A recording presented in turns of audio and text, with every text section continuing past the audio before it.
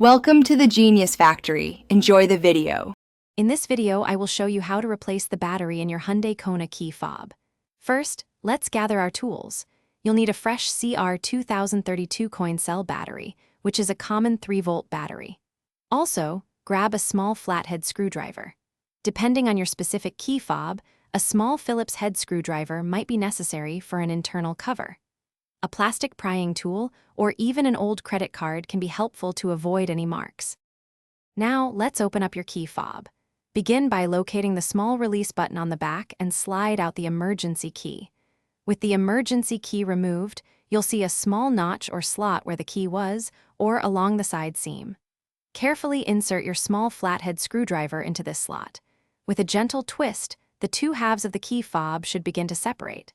Take your time to avoid damaging the plastic casing. With the key fob open, you might find a small inner cover secured by tiny Phillips head screws. Remove these if applicable. Now, locate the old battery.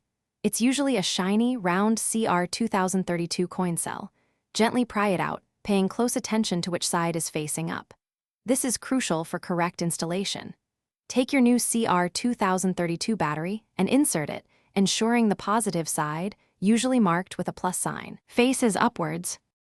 Almost done. Carefully align the two halves of your key fob, making sure they fit together perfectly.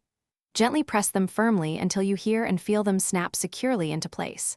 Once the fob is reassembled, slide the emergency key back into its compartment. Finally, test all the buttons on your key fob to confirm that they are working correctly.